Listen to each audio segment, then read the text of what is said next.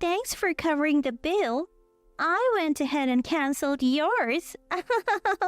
Staying in a luxury hotel on my wife's dime? Life doesn't get better than this. Haha. I hear my mother-in-law and husband chuckling loudly. By all means, have a great time. Their laughter suddenly stops when I say this with a smile. You're weird. Don't you realize we tricked you? Wouldn't most people be upset? I haven't been tricked at all. You see, I haven't paid a cent for this trip. My name is Laura, a 32-year-old housewife. I met my husband James through work. He was a client, and we had worked together several times when he invited me to dinner. Since we were the same age, we quickly found common interest and hit it off.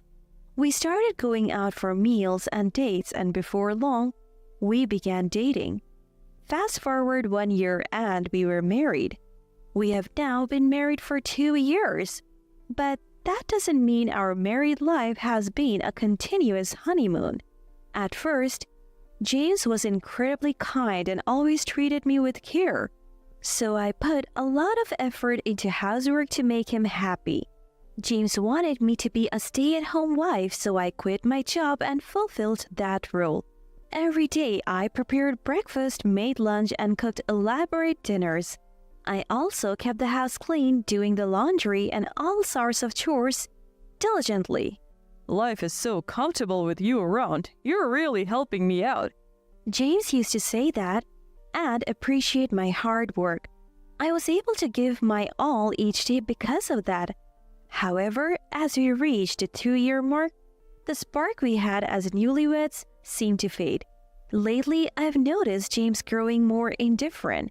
No matter what I do for him, he doesn't seem to react anymore. Tonight, I made your favorite fried chicken. Alright. Was work tough today? Yeah, I guess so. I filled a bathtub for you, so feel free to take a bath whenever. Yeah, whatever. My husband seemed disheartened whenever I spoke to him, offering nothing more than half-hearted acknowledgments. He used to come home from work on time when we first got married, but he's been coming home later and later. He also started going out for drinks without telling me, which often resulted in wasted dinners I had prepared. Is this what they call the 7-year itch? I miss the good old days when we were a loving couple. Was that too much to ask for? But there was another thing bothering me. It was the presence of my mother-in-law, Rose.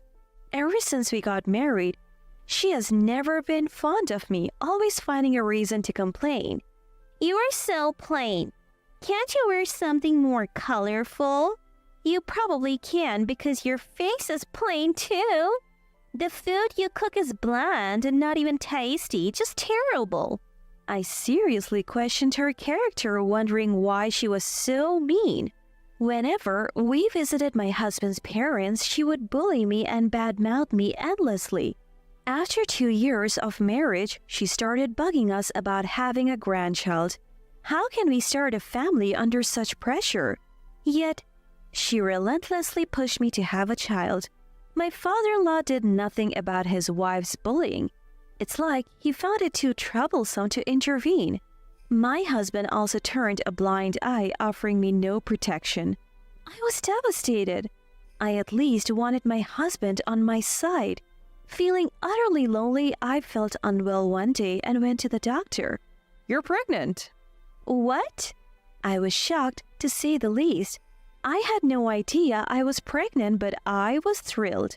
Having a new family member on the way with my husband filled me with joy and hope for the future. I couldn't wait to share the news with my husband when he got home from work that day. Really? Even my usually indifferent husband was wide-eyed. He was overjoyed when I nodded. Yes, I'm going to be a dad. Thank you, Laura. Yeah. I was happy that my husband seemed interested in me again after a long time. Both my father-in-law and mother-in-law were also happy about the new grandchild. and they were exceptionally kind to me. Since my family lived far away, my mother-in-law frequently came over to help me during my pregnancy. My husband told me not to overexert myself, and I felt as if the kind husband I knew had returned. However, this happiness was short-lived. The turning point came when I shared the baby's gender. When I told my in-laws that the baby would be a girl, my mother-in-law looked very disappointed. You can't even give birth to a boy, huh? With those harsh words, my mother-in-law made her opinion known. For a second, I wasn't quite sure what she had said, but apparently, she's old-fashioned and thinks it's crucial to have a boy. Once she learned the baby was a girl, she stopped all support during my pregnancy. That meant I had to handle everything on my own when I was feeling my worst. As for my husband, he didn't seem to care about the baby's gender, but he started complaining when I got sick and couldn't keep up with the housework. You didn't make dinner again and you've been lounging on the couch?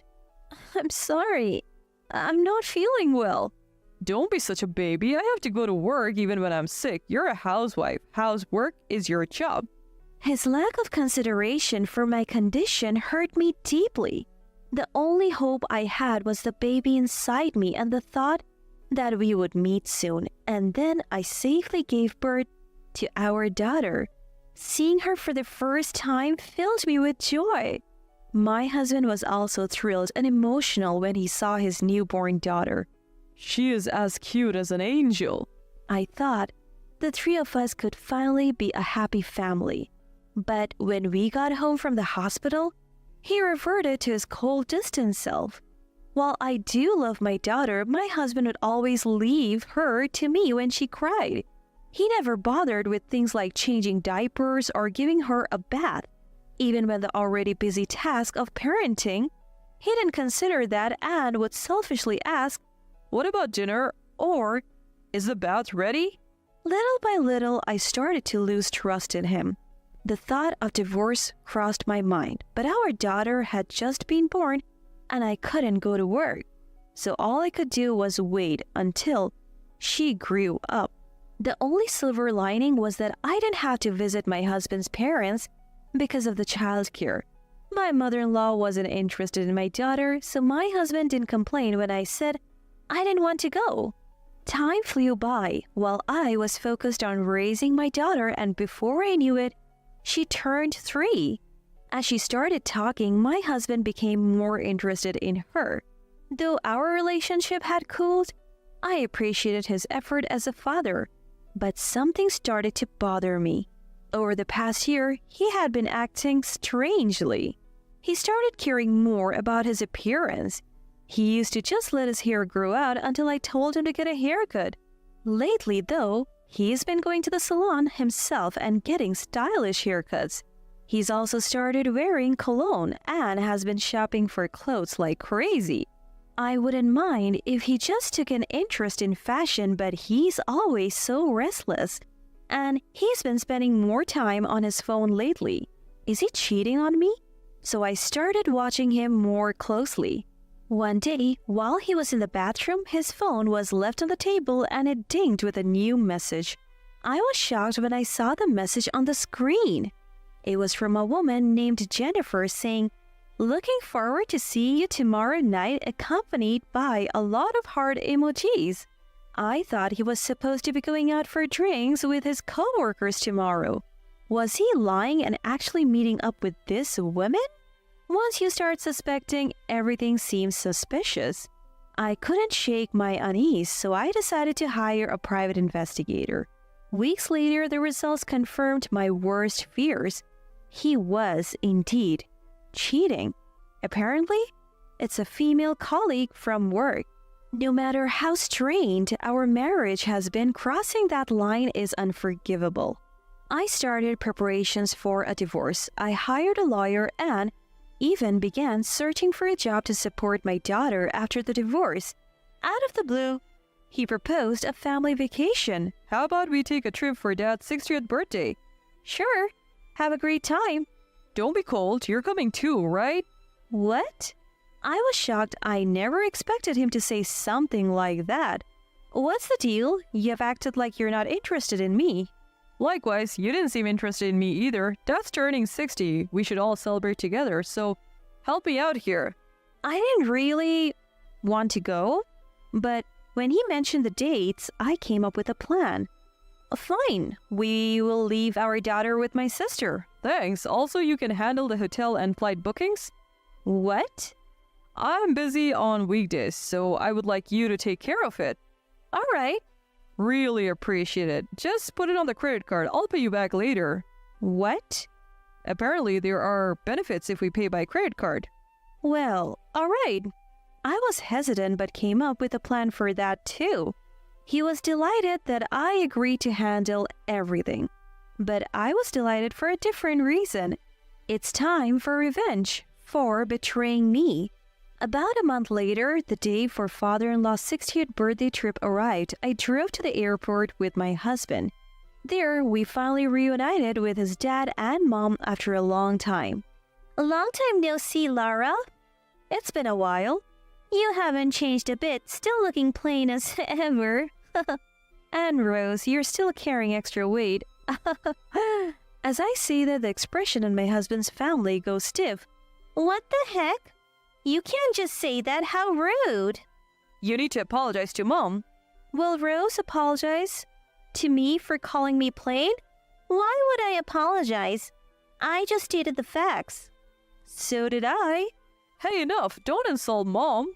At this point, I had nothing to lose, so I wasn't hesitant to pick a fight with my mother-in-law. Oh, could it be that you're not overweight but actually pregnant? You look about the same size as when I was pregnant. My apologies for the mistake. What's wrong with you? We haven't seen each other in ages and this is how you talk to me? And you can't even have a son? I really could care less if you call me useless, but for the record, I'm not showing like you are, Rose. I keep provoking her and my mother-in-law storms off saying, I can't stand to look at your face anymore. My husband says, Cool it. Take some time to clear your head. And walks away with his parents. With a few hours to kill before the flight, they probably went to some cafe. I was relieved to have some time to myself, so I hung out at a coffee shop. Then my husband texts me. Come to the gate soon. When I arrive, I see my mother-in-law leaning on my father-in-law. What's going on? I ask my husband. She got dizzy from being so angry at you. He says, Could you get some motion sickness pills? She might get sick on the flight. Right now? Won't we miss the flight? We're fine. I'll watch your bags. Go get it. All right. I step away, suspicious. Understanding they were up to something, I moved just out of sight and then went upstairs to observe my husband and his parents from the second floor. Sure enough, my mother-in-law immediately moved away from my father-in-law and was cheerfully chatting and laughing with my husband. Faking it, huh? My husband and his parents then left my bags right there and headed for the gate. I quickly went back to collect my bags. Can't just leave them, they'll get stolen. A few minutes later, my husband called me. I answered the phone while watching them disappear through the gate.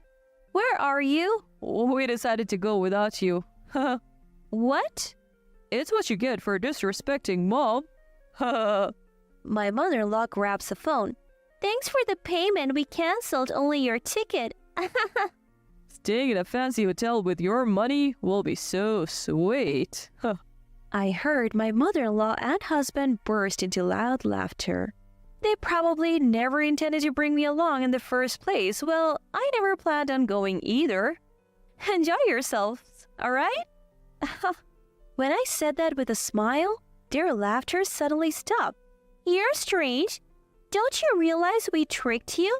Shouldn't you be upset? No tricks here. I didn't pay a dime for this trip. What? I heard my husband's voice, probably because they had the call on speaker. What's going on? Explaining would be a hassle. So I'll tell you later. Bye. I said that and hung up the phone. Then I immediately left the airport and hit the road. I headed to the new rental condo I had secured. Boxes were already there and my sister and her husband were waiting for me. While I was at the airport with my in-laws, They had moved all my belongings for me. I was beyond grateful, especially since they also took care of my daughter. Once we started unpacking in the new place, we were done in no time. As a thank you, I took my sister and her husband to a steakhouse and we all enjoyed a nice meal. My husband kept calling, but I ignored it. The next day, he called again around noon, so I finally answered. Hey, were you lying yesterday? I enjoyed a suit in your place. Sure, why wouldn't you? It's already paid for. What? What are you saying? I changed the account where my credit card payments get drawn from to our joint account.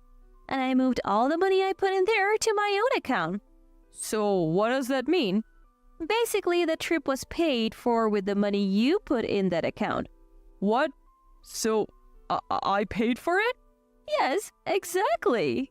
You have got to be kidding. How much did it cost?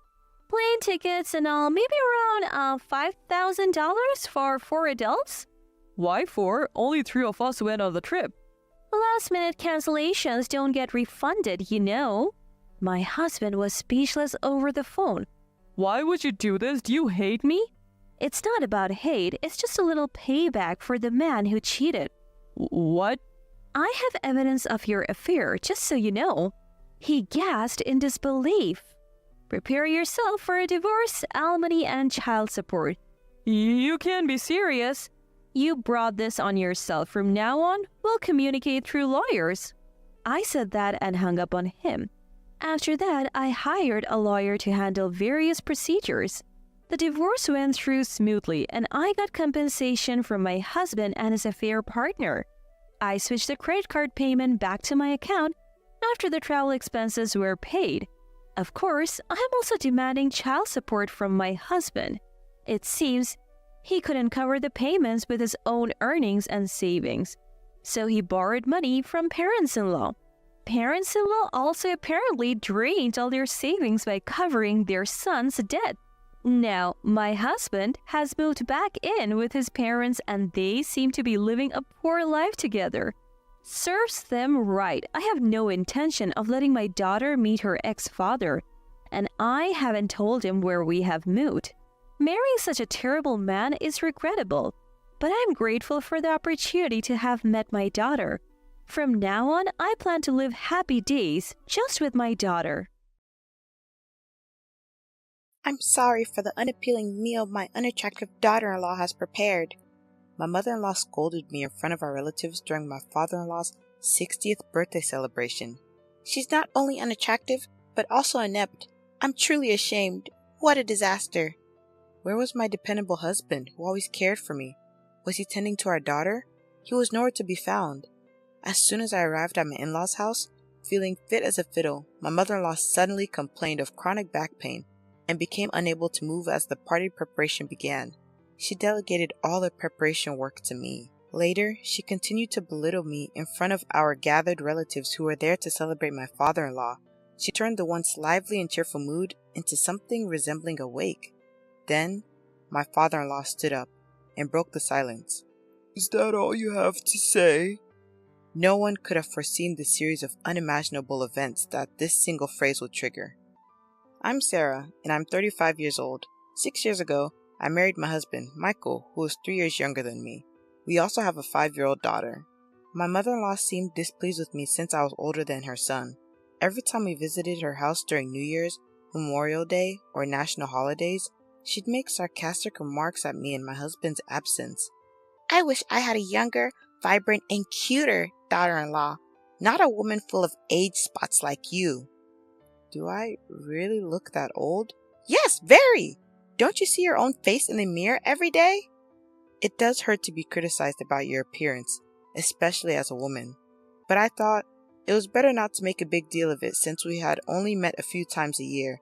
However, this seemed to irritate her even more and she began to use more harsh words. You're quite thick-skinned for an old woman.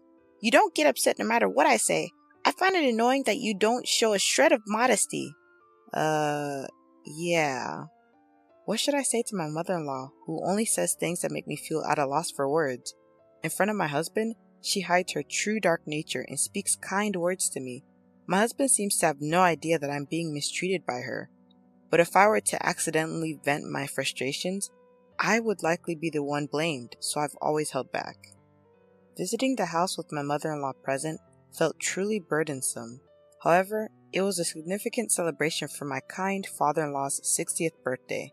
Many relatives were gathering, and we were having a grand event, so I decided to attend. My father-in-law is a quiet man who doesn't talk much, but he wraps me in his subtle kindness. When I'm feeling down because of my mother-in-law's nasty words, he gently approaches me and speaks to me. Sarah, if you're having a hard time, feel free to tell me. If it's alright, I'd like to be there for you. I wonder if my father-in-law realized that I was being harassed by my mother-in-law. But to protect me from further harassment behind the scenes, he consciously refrained from openly supporting me. To celebrate such a warm-hearted father-in-law, our family left early in the morning and drove 3 hours to our in-laws' house. I was feeling a bit under the weather with the low-grade fever and lingering fatigue, so my husband Michael took it upon himself to do all the driving. On reaching my in-laws' place, my mother-in-law stepped lightly out of the front door with a gleeful expression. "Well, well, look who's here. It's been a while, Michael. You should show your face more often. Oh dear, you look tired." Well, I've been driving non-stop, so it can't be helped. "I see, you've worked hard. I'll get the bed ready right away. Why don't you go rest in the back room?" I think I'll take you up on that. Sarah, you should get a rest too. You've been taking care of the kid in the car. You must be tired. Besides, you don't seem well. "Oh dear, Michael, you didn't know? I called Sarah yesterday and we planned to go shopping together for the 60th birthday celebration. You go and rest. Sarah, once you've put the luggage at the entrance, we'll head out."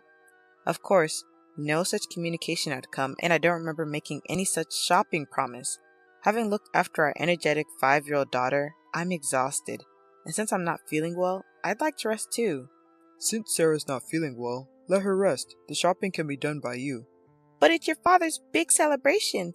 I want to choose the best ingredients with Sarah. Sarah, you'll keep your promise with me, right?" She certainly knows how to make a good excuse. Without giving me a chance to refuse after setting down the luggage, she forcefully pulled me by the arm and shoved me back into the car we had just gotten out of.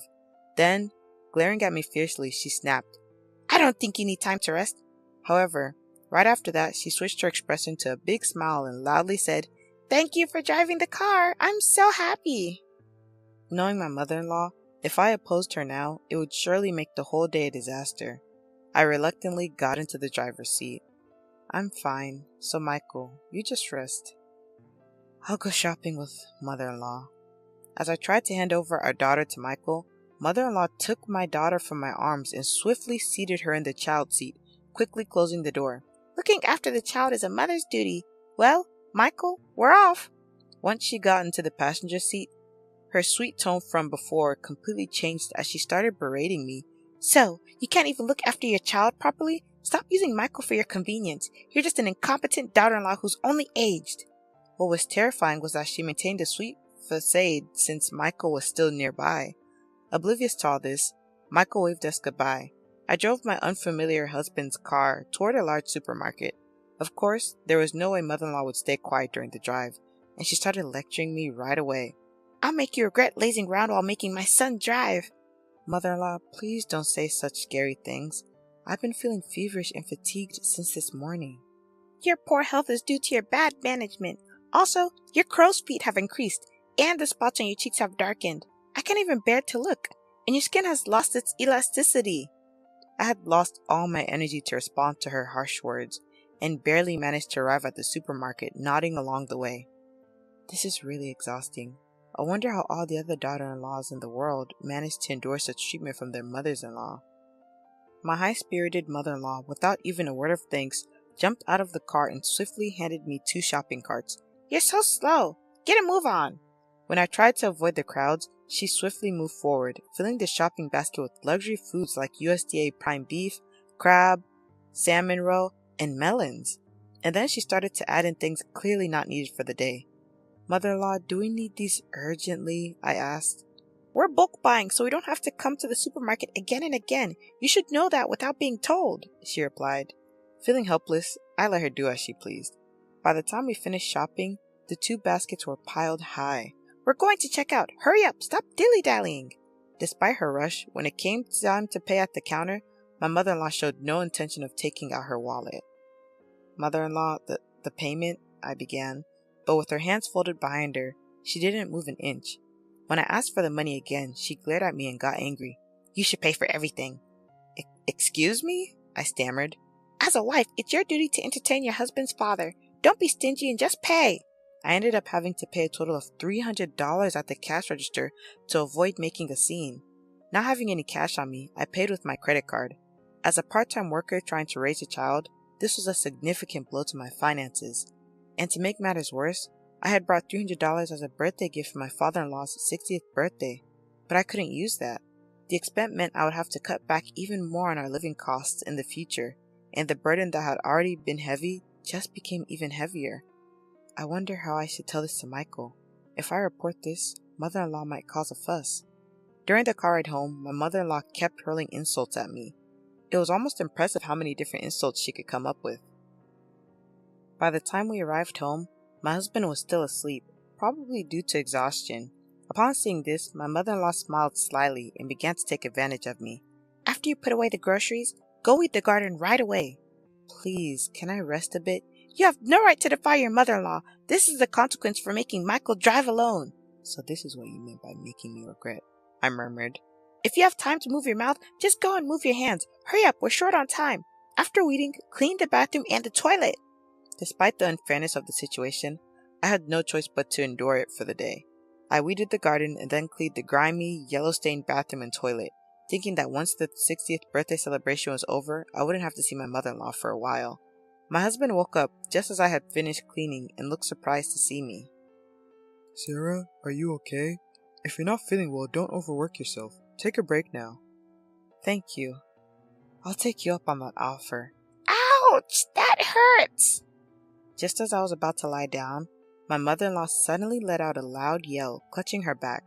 Although she had been lively just moments before, she started complaining about sudden back pain. My mother-in-law, who always presents a gentle demeanor in front of my husband, suddenly let out a weak voice. This is troublesome. My back hurts so much, I can't do anything. My chronic back pain has flared up again. I won't be able to cook before the relatives gather. Sarah, you're my only hope. But oh, what should I do? As much as her sorrowful demeanor seemed a bit staged, if her chronic back pain was genuine, then it would indeed be impossible for her to stand in the kitchen. Reluctantly, I pushed my weary body, asked my husband to look after our daughter, and started cooking. Sarah, are you sure you're okay? I'm fine. I always cook, remember? To my husband, I put up a brave front, but my body was already fatigued. Yet, it was an important day for my father-in-law. I felt that I couldn't afford to take a break. My head is spinning, and somehow the smell of food is making me sick. But I have to keep going for my father-in-law.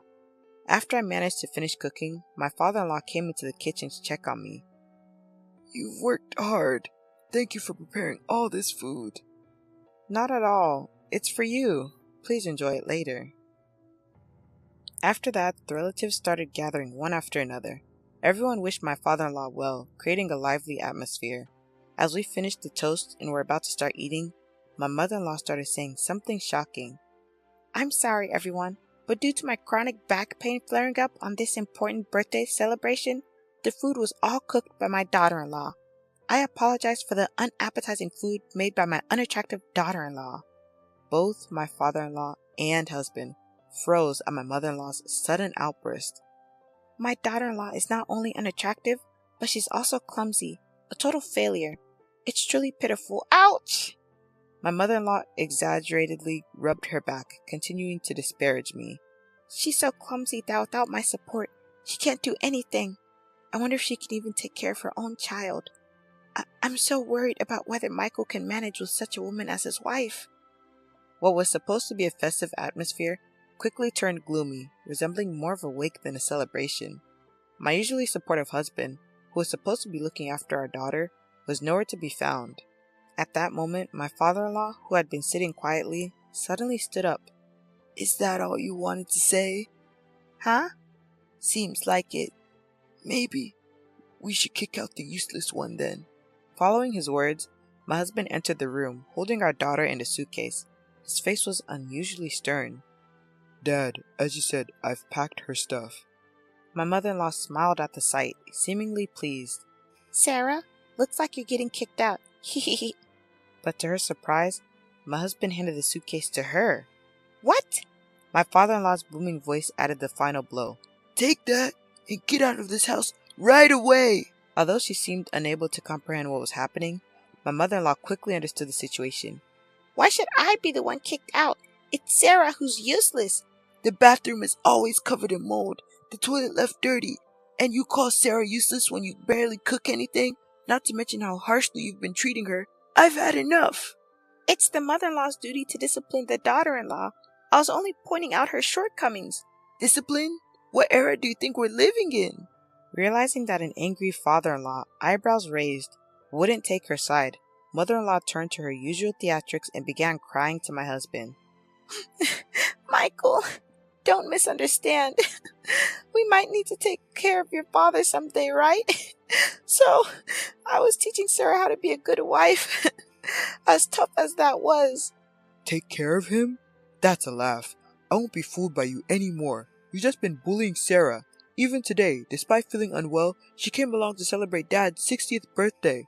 Sarah volunteered to celebrate, didn't she? Don't lie. You also made her pay for the groceries, didn't you? I found a receipt from today in her bag when she was trying to take out candies for our daughter. It shows that Sarah paid with her credit card. I just asked her to pay because I didn't have any cash on hand. I was planning to pay her back, honestly. Really? If I hadn't noticed, you would have just kept quiet. I've turned a blind eye to the common mother-in-law and daughter-in-law issues, but you're going too far. I'm fed up with living with a spiteful old woman. Seeing my husband and father-in-law turn away from her, mother-in-law began to blame me with all her usual acting prowess, tears streaming down her face. So, Sarah has been making false accusations about me. That's terrible. You're all making me the villain. No, I haven't said anything, but it's a fact that you've been bullying me, isn't it? For the sake of father-in-law and my husband, who had gone to great lengths for me, I gathered the courage and spoke the truth for the first time. I would no longer let mother-in-law have her way. That's right. We heard about it from Mia. We also know about the nasty comments you made about Sarah at the supermarket and in the car. Afterwards, you made Sarah do all the weeding and cleaning the bathroom and the toilet. Yeah, Grandma was mean to Mommy. She made her clean a lot of places. You can't trust what a child says. Mia doesn't lie. Let's check the dash cam footage. That should clear everything up. Michael, could you do that? Good idea, Sarah. I'll do that right away. What is that? Ignoring his mother's question, Michael went to the car parked outside, started the engine, and began playing the dash cam footage. The latest device, which can also record the inside of the car, was installed, so even facial expressions were clear. Ah, it's showing. She was saying these things. I'm shocked.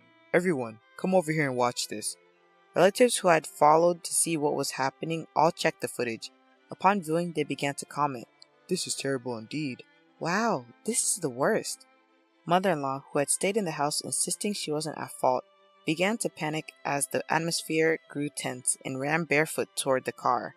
Everyone was taken aback by her swift movements, despite her supposed back pain.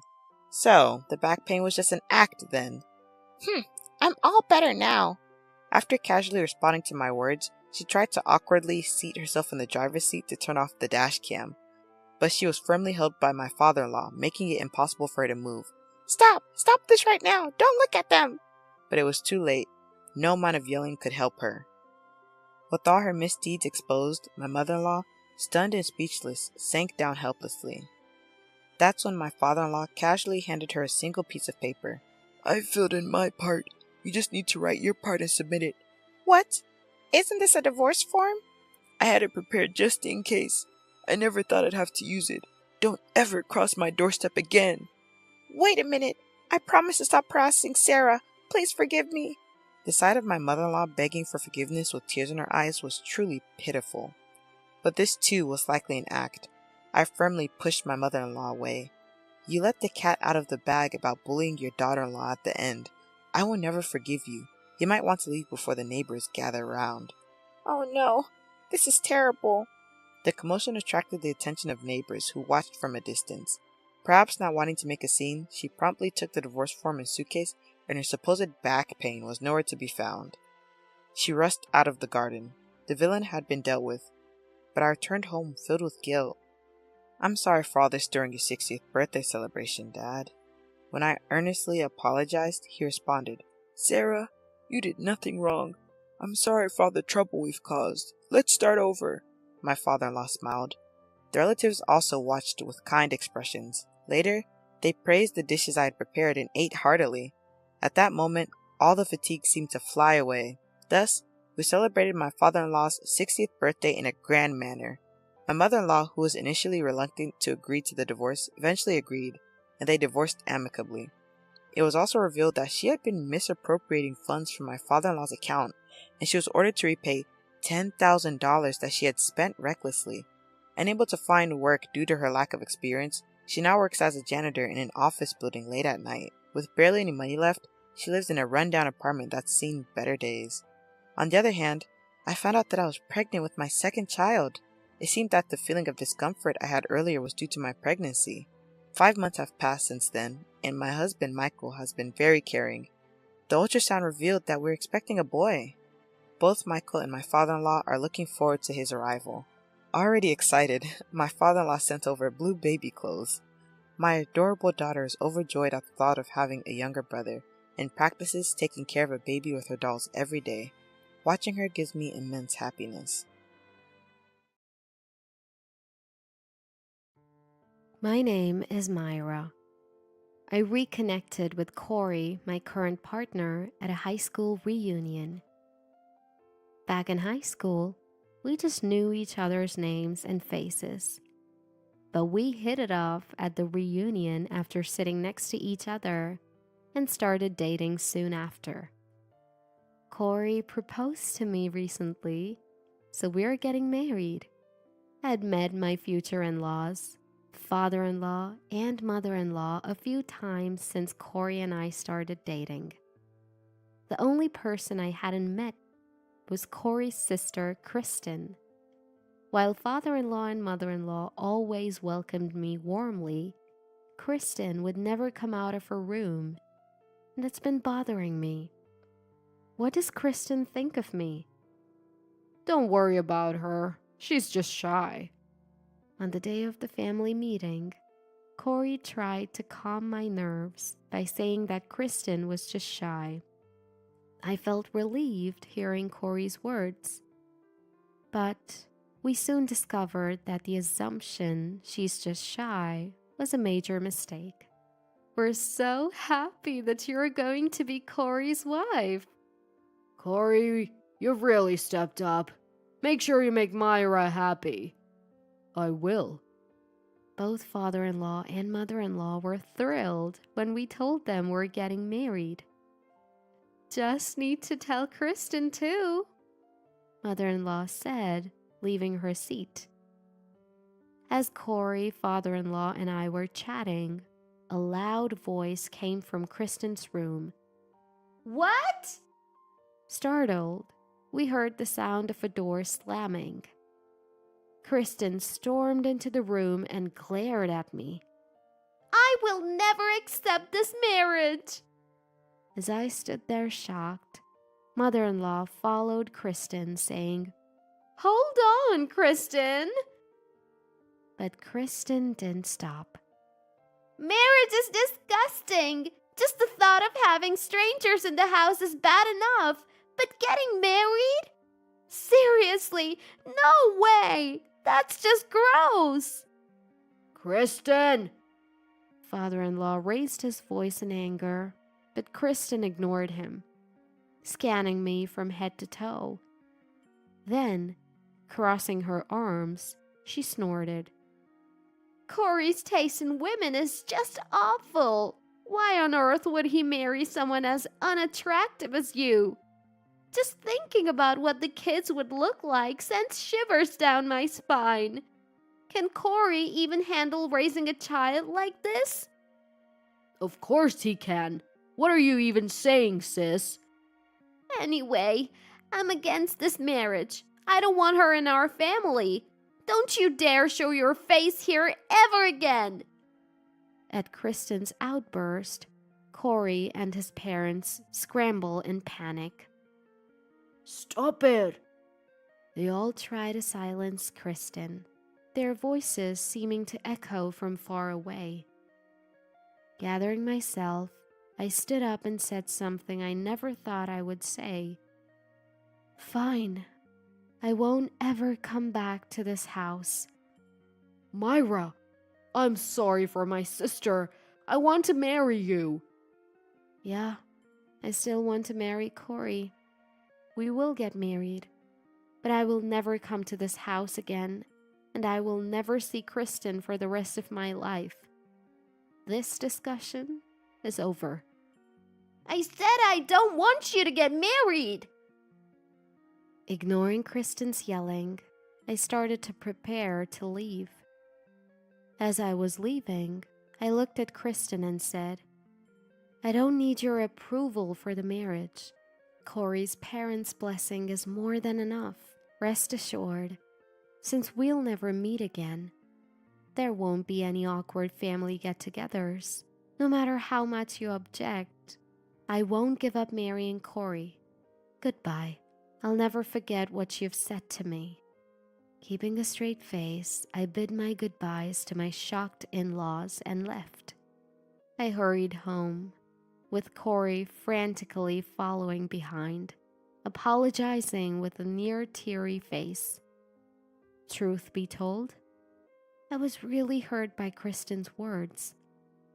Once we were out of sight of his parents and Kristen, tears started to flow as Corey apologized to me.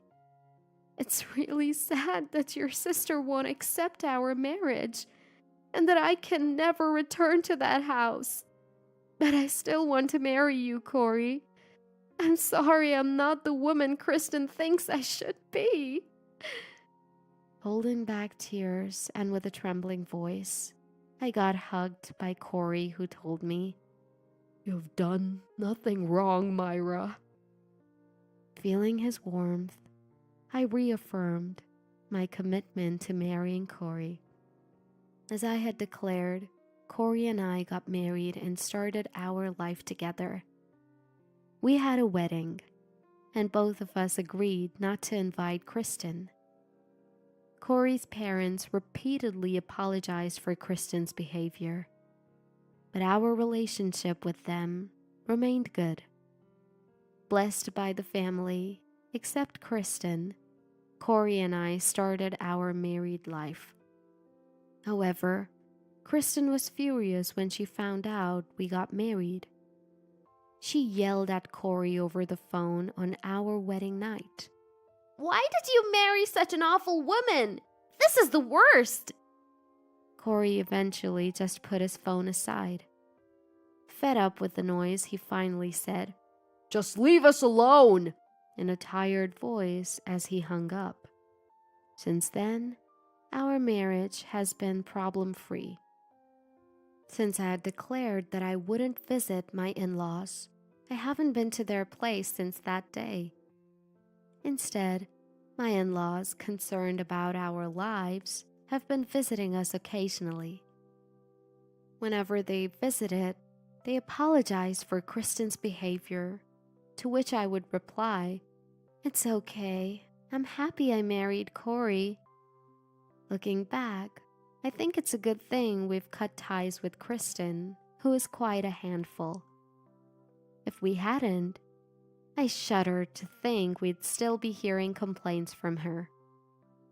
Then, just a few months into our marriage, I became pregnant.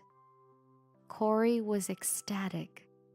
Even before we knew the baby's gender, he'd already started buying baby clothes and reading fatherhood books. I was feeling really happy. Then one day, I received a call from an unknown number.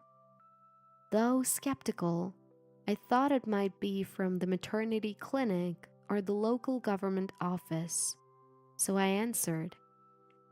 And I heard a voice I didn't want to hear. Myra? Long time no see. It's your sister-in-law, Kristen. Why is Kristen calling me now? especially after she so adamantly rejected me becoming part of the family. Confused, I muttered, "Why?" And Kristen filled me in. "I found your number in Mom's phone," Kristen informed me. "Corey has blocked me, so I thought I'd tell you." "Tell me what?" Speaking in a much gentler tone than I remember, Kristen dropped a bombshell. "I'm getting married to Ronald, a classmate of you and Corey." Ronald was indeed our high school classmate. According to Kristen, they started dating through a work connection, which happened to be Ronald. Both Kristen and Ronald work locally, so it's not surprising they'd cross paths. But I couldn't hide my shock that Kristen, who had been so against marriage, was now planning to tie the knot. "You're getting married? You, Kristen?" "Yes. Why the surprised tone? It's rude. Ronald will be at the next family meeting, so you both should come. It'd be weird if you weren't there." Okay. Had Kristen forgotten everything she had said and done? She had yelled at me, humiliated Corey and her parents, and never once apologized. I felt the back of my head heat up with anger. "We'll be looking forward to it," I said, keeping my cool. "Just so you know, don't mess this up. If you ruin my marriage with Ronald, you won't get away with it." After being told off by Kristen, I stood in front of the calendar. I circled the date Ronald told us he'd be coming for a family meeting at my in-laws. I waited for that day with bated breath. Days passed, and finally the day Ronald was set to visit arrived. Corey and I dressed up nicely and left our house to greet him. When we reached the front of my in-laws' property, it seemed Ronald had just arrived. Seeing Ronald and Kristen waving at us from their car, Corey and I smiled back. "It's been a while since the wedding. Myra and Corey, how have you been?" "We've been good, Ronald. Myra's expecting, actually." "Really? Congratulations." Ronald greeted me with his familiar, warm smile from high school. He leaned in towards the baby bump and said, "Can't wait for you to join us, little one." "Thank you," I replied. Standing next to Ronald, Kristen walks onto the property of her in-laws and gently says, "Let's go." "No," I responded with a smile. "I'm not allowed inside the house anymore. So, Ronald, I'm sorry, but I'll have to consider this family meeting over." "Huh?" Kristen's face flushed with rage while Ronald looked puzzled. Realizing Ronald was clueless, I decided to clarify. When Corey and I came to introduce ourselves as a couple, Kristen opposed us. She said that we were not welcome, that our union was disgusting, and that we should never come back. We married despite her, and that's why she didn't come to our wedding. "What? Kristen told me she was sick during the wedding." "That's not true. Myra, what are you talking about? Stop lying." Trying to suppress her anger, Kristen spouts lies. I can't help but chuckle. I mean, come on, Kristen. You've got amnesia or something? You've made fun of me countless times. You even told me to my face that I'm ugly. You said that the baby I'm expecting will have my face. And you questioned if Corey could raise such a child. Forgotten all that? Ronald, everything Myra is saying is a complete lie. What are you talking about, Myra? Stop saying stupid stuff. Kristen, just so you don't forget, let me remind you, I will never enter this house, and I will never forget what you've said to me. Kristen looks at me with cold eyes and forcibly grabs my hand. Enough of this nonsense! Even Ronald is losing patience. Let's get inside. Corey and Ronald release my hand from Kristen's forceful grip. Ronald? Kristen falls flat on her butt, looking dazed. Her pretty dress is now soiled with dirt. Ronald doesn't offer her a hand and just looks down at her. Is what Myra's saying true? It's a lie, all lies. Myra has a problem with making stuff up, right, Corey? Kristen almost threatens with her tone, but Corey sighs. Sis, you're embarrassing yourself. What Myra is saying is true. If you're thinking of marrying Ronald, you better acknowledge this aspect of yourself. Upon hearing Corey's words, Ronald pauses for a moment and then starts walking towards the car. Wait! Ronald! Kristen chases after Ronald in her dirt-covered dress, but he won't let her into the car. I may be overstepping by intervening in my brother's marriage, but I can't consider marrying someone who insults not just me, but even a child who isn't yet born. No offense to the family, but I'll be going home today. We'll talk some other time. Don't say that! Please, Ronald! Corey, Myra, thanks for letting me know about Kristen before we got married. Ronald thanked us and drove away. Wait up! Kristen chased after the car, crying. Along the way, she stumbled and fell, continuing to cry. You'd think her own brother, Corey, would go to help, but instead, he takes my hand. Let's go. I can't let someone who yanks a pregnant woman's hand around be in the same space as Myra.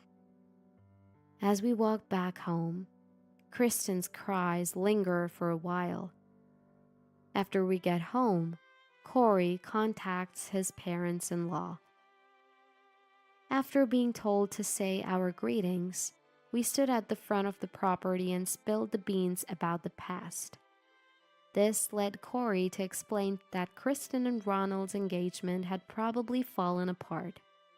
My in-laws responded by saying, "It couldn't be helped." When they visited us later, I apologized for what I had done to Kristen, even if it was out of revenge. They told me, "Don't worry, what she did was true." According to my in-laws, Kristen had been shutting herself in her room ever since the engagement broke off. Ronald has a stable government job, and Kristen, who had thought she'd be living a stable life too, quit her job early on and is now unemployed. I heard she sneaks into the kitchen late at night to grab a meal as if she's stealing it, then goes back to her room, avoiding any contact with her parents. But Kristen is unpredictable. Both Corey and I have blocked Kristen's phone number. We moved to a bigger house since we have a baby on the way, and specifically asked my in-laws not to share our new address with Kristen. It seems like our decision was the right one. After we moved, Kristen went to our old place and began to bang and kick the front door, shouting, "Open up!" Because of her loud ruckus, a neighbor ended up reporting her to the police. It seemed like the in-laws were at their wits' end, dealing with Kristen, and after she caused some legal trouble, they kicked her out of their home. Regretting that they had spoiled Kristen, they gave her enough money to live on her own for a while. Since then, I've heard Kristen has been making ends meet in a small apartment with a part-time job. As for Corey and me, we welcomed a healthy, beautiful baby into the world. Just like Kristen said, our baby did look like me, and it was a very adorable little girl. Looking back at when Kristen opposed our marriage, I'm convinced that my unwavering decision to marry was the right one. Thanks to the courage I had back then to stand up to Kristen, I'm now enjoying a happy life with a loving husband and a cute daughter.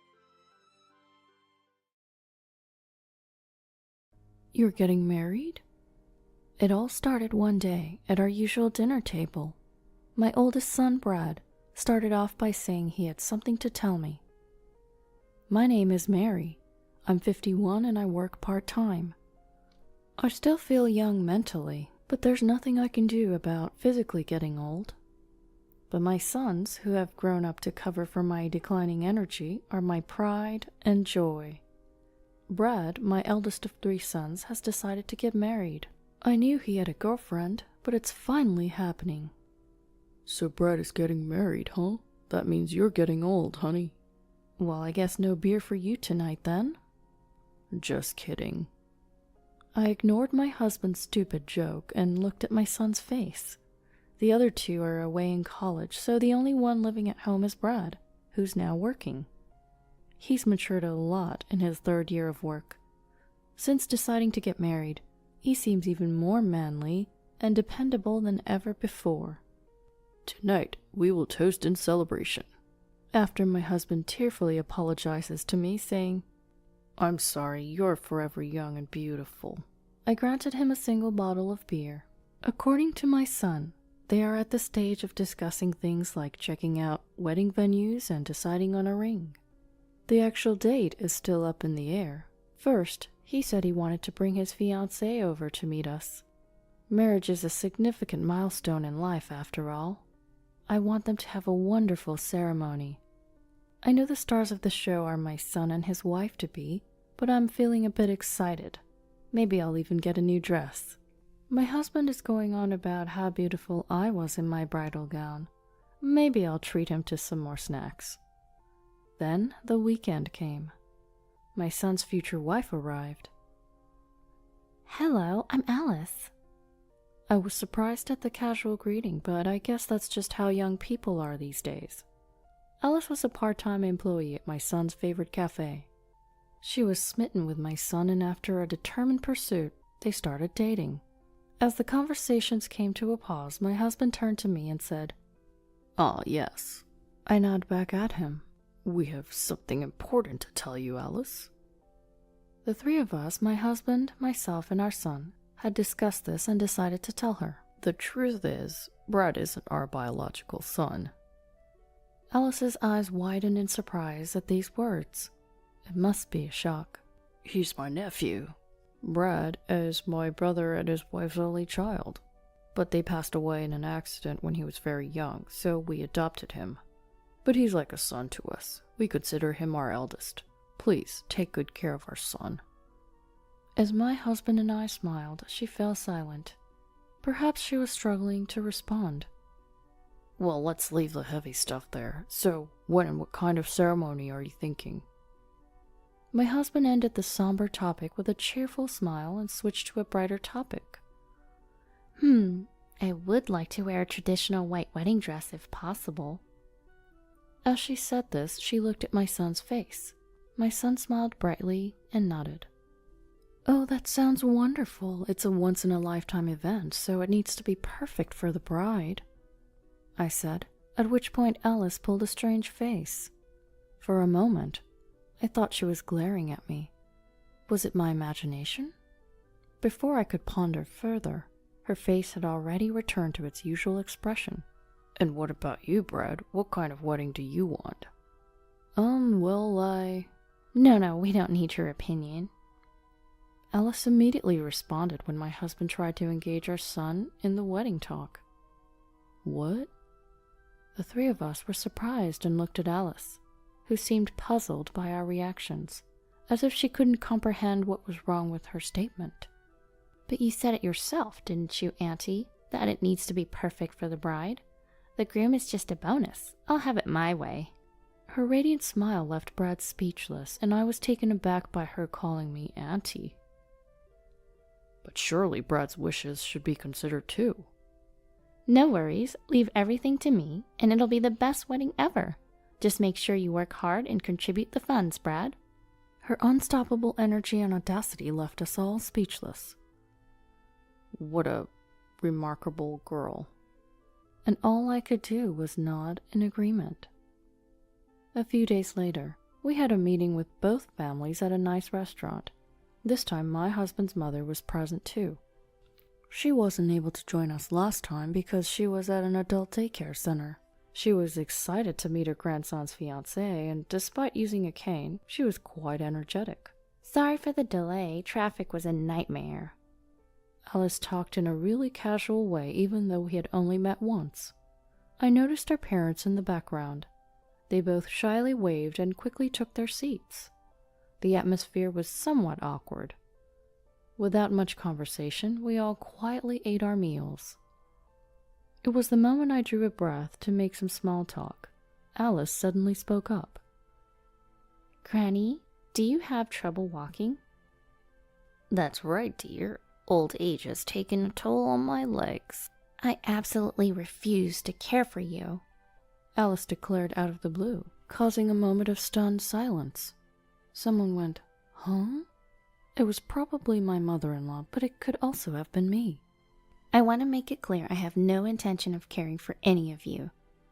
Auntie, you're not my mother, right? That makes you a stranger. And while Uncle might be related, he's not my father. I won't look after any of you. Hey, Alice. Brad attempted to rein her in, but she wouldn't stop. And I definitely won't be calling you Dad or Mom, so remember that. I glanced at Alice's parents, taken aback to see them both nodding in agreement. Well, it's true that Brad isn't our biological son, but we raised him like one. Hush, Uncle. Okay, I'm sorry. My husband fell silent after being sharply rebuked by her. Pathetic. It was at that moment the sound of a fork being gently placed down resonated. Is that so? A calm single statement. I carefully glanced at my mother-in-law. She seemed composed, but you could tell she was furious. They may not be their biological parents indeed, but they've raised them with more love than real parents would have. That's not something outsiders should meddle with. I don't care what you say. I'm not doing caregiving. It infuriated me, but I held my tongue as my mother-in-law continued to speak. I'm not expecting anyone to take care of me. I know I'm old, but I don't want to burden my daughter-in-law, so I use the facilities mostly every day. Oh, really? And? I've already transferred my assets to the couple as gifts while I'm still alive. They can use that money to go to the facilities or do whatever they want, so you won't have to lift a finger. Well, isn't that nice? She responds to my mother-in-law with irritated replies. Even when her son tried to chide her, it was like water off a duck's back. This discussion ends here. It's time to go home. With a single statement from my mother-in-law, the meeting came to an end. Women have become stronger these days. Perhaps that's the way of the world now. The rest of us, born in the 60s, were left with mixed feelings as we returned home. A few days later, my husband and Brad were at work. My mother-in-law was at the adult home, and I was alone at home with a day off from my part-time job. The phone rang at that moment. Oh, hey there, Auntie. To my surprise, it was Alice on the line. Hey, Auntie, can you not show up at the wedding? What? I let out a surprised cry at her unexpected request. You're not Brad's real parent. You're technically his aunt, but you don't have any blood relation. So you're essentially a stranger. Strangers don't come to weddings. But what about Brad? He doesn't matter. I told you, I'm doing the wedding my way. At the ceremony, I'll be preparing a letter to his deceased parents. That'll surely move everyone. That's not how it works. Brad's biological parents were indeed important to him, but he wanted us, his parents, to be at the ceremony. He told us that he thinks of us as his real parents, which brought tears to our eyes before. If you really want to attend, you'll have to be super generous with your gift. You received an inheritance from your mom, right? So $10,000 is the bare minimum. If that's the case, I might let you sit in the far corner of the relative seats. How could you say such a thing? If you don't like it, fine. Don't come to the wedding. Oh, but you still have to give a gift. Wire transfer or registered mail is fine. Bye. She hung up the phone as if she had said everything she needed to say. It was like a whirlwind of a phone call. That night, Brad was going to be late due to overtime, and my husband was out for drinks. It was just me and my mother-in-law at home. A quiet strategy meeting time. Alice seems to dislike me. That's a problem. My mother-in-law sighed at my words. Let's make her like us then. Simple and clear. If we're disliked, we'll make ourselves liked. And so my mother-in-law and I stayed up late into the night hatching various plans.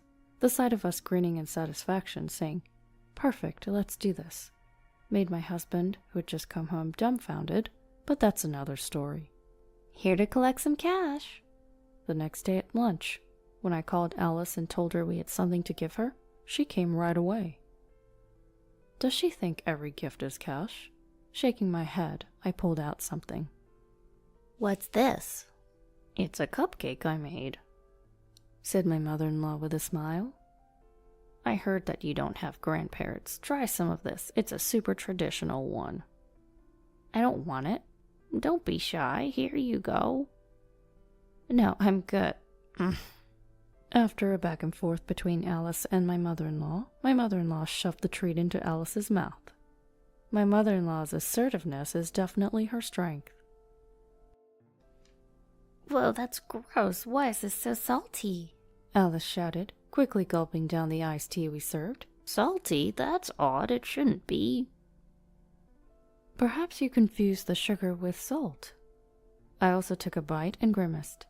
We had left everything to my mother-in-law, apart from the preparations and cleanup. But who could have predicted such a basic blunder? The cupcake plan had failed. But that's all right. Let's move on to the next plan.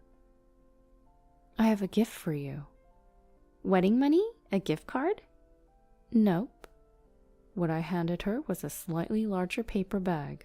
Looking at it, it was clear it didn't contain money, causing a frown to crease Alice's forehead. What's this? It's a dress. I hope you like it. It's gross. This isn't my taste at all. I would rather have money. Money! When she's this blunt about wanting money, it makes you not want to give it to her. I seriously thought about the dress that looked good in her. Not having a daughter, I'm not really familiar with the fashion trends for young women these days. I had consulted with the store clerk, but it seemed like it wasn't successful. It's a real blow. And another failed plan. It feels like we didn't get closer, but rather things got even worse. That's enough. I don't want anything else. Just give me the cash. A cash gift is what represents the spirit of celebration. Don't you want to celebrate your son? Of course I do. Then I'll give it to my son. The wife should manage the husband's money. That's only natural. Just hurry up and hand it over, old woman. So this is her true nature, I thought, feeling saddened. Is my son really going to marry her? Who are you calling an old woman? I'm still spry. You're an old woman just by saying spry. Actually, you're a granny. Alice was saying whatever she wanted. As I wondered what to do, I was suddenly surprised by a voice saying, "I'm home." Brad, wait, what happened at work? Alice started to panic. She was probably worried about being overheard. We went bankrupt. Huh? Did your father do something? Alice's misunderstanding echoed throughout the room, followed only by silence. Bankrupt. The company. It's gone under. Bankrupt? Gone under what? It wasn't just Alice that was surprised. My mother-in-law and I were both taken aback. Alice grabbed my son's slumped shoulders and started shaking him. What does bankrupt mean? Jobless? Penniless? What are we going to do about the wedding? I'm sorry, it'll have to wait. Releasing her grip from my son, who answered listlessly, Alice stood dumbfounded, and then she cried out, Then how am I supposed to pay the damages? Now it was my mother-in-law and I who were taken aback at these words. My son being jobless was one thing, but I couldn't keep up with what was happening anymore. Damages? Ah, never mind. Just give me the gift money quickly. Seems she no longer cared if my son was present. She held out her hand to me. My mother-in-law addressed her.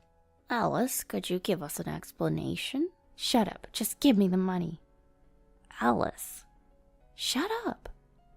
It's you who needs to shut up, young lady. Explain yourself. Was this my mother-in-law's true colors? Her tone had suddenly changed from calm to harsh, and Alice was taken aback. And so, under the gaze of the snake-like mother-in-law duo, Alice started to speak in a weak voice. Apparently, Alice had been having an affair with her boss at her part-time job. Moreover, the guy was married. His wife found out and is demanding damages. But she had no money. So she thought about marrying my son. She had calculated that if they married, she would receive a hefty amount in gift money, and planned to have my son pay for all the wedding costs, while she would keep all the gift money. My mother-in-law and I were speechless. Of course, we were angry that she had used my son, but we were also astounded by how she didn't think she had done anything wrong throughout the entire conversation. I've already ended it with my boss. Once I pay the damages, it'll be over. That's why I'm going to continue with the marriage. Give me the gift money. It's a good thing the truth came out before the wedding, but I didn't know what to say to her. As I was worrying, I heard a low, muffled voice. Don't make decisions on your own. Looking up, I saw my son Brad glaring at Alice. His face was full of rage. You had an affair, and yet you think you can make all the decisions? Alice probably never thought she would be shouted at. Brad is usually so calm. He's probably never raised his voice at her. Alice gave a small start. So what if it's over? You're not even trying to pay the damages yourself. You were trying to use our marriage to your advantage. You haven't shown any remorse. Do you really love me? Of course I love you. That's why I want to get married. Then pay the damages yourself. Show some sincerity. But... Alice tried to cling to my son, but he coldly pushed her away. Either way, we can't get married until I find a new job. Can you wait until then? She was at a loss for words. If she truly loved him, she would be able to wait. She would say she would support him. But those words didn't come from her. What's enough is enough. Out came her words of frustration. Enough? I never even liked you to begin with. I thought you could bring in some money, but I don't need a jobless, penniless man. At last, Alice showed her true colors. Perhaps that was her true feelings. She shouted and left the house. Was Brad really okay with this? I noticed Brad shaking when I turned around. Is he crying? Just as I was about to reach out to comfort him. My son suddenly burst out laughing. Was he broken from the shock? It was a lie. Huh? A lie? The company's not bankrupt. Business is doing well. I just came back to pick up something I forgot. Turns out the bankruptcy was a lie. In reality, my son had come home during his lunch break to pick up something he had forgotten. He saw the three of us there together and listened to our conversation. My son, suspicious of Alice, who kept insisting on money, had set a trap for her. I'd heard that when a lover becomes jobless and penniless, their true nature shows. I wanted to test it. And the result was damning, to say the least. Don't you love her? I asked. My son looked a little sad. I loved her enough to want to marry her, but you can fall out of love in an instant. Maybe in that sense, I didn't love Alice all that much either. In that case, it might have been for the best that the engagement was called off. I exchanged a look with my mother-in-law, and we both found ourselves laughing. As for what happened after, it seems the cafe where Alice was working part-time went out of business. Apparently the manager, who was Alice's affair partner, had to give up the cafe to pay for the alimony following a messy divorce. This was information from another regular customer at the cafe, as told by Brad. As for Alice, she had no means to pay the alimony herself and had to ask her parents. They were furious with her and kicked her out of the house. She's living in a rundown apartment, working a night job. That's what we heard from her parents. A few years later, by the time my 2 younger sons had started working, Brad was getting married. His partner is a very nice woman. Thank you for raising Brad into a wonderful man. I'm not much, but I'm looking forward to getting to know you two better. Even knowing the truth, she thanked us like that, and both my husband and I were moved to tears. Seeing us like that, Brad gave a big smile. Congratulations, Brad. I'm sure your parents in heaven are also happy. When I said that, my wonderful son smiled softly and said, Yes, but I'm happy if my parents in front of me are also happy. At his words, I found myself crying again.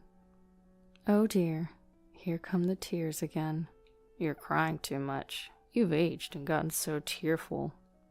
When my husband said that, I told him he wasn't going to be having beer tonight. Her looks aren't too bad, I guess. She's not a beauty queen, but she doesn't fade into the background either.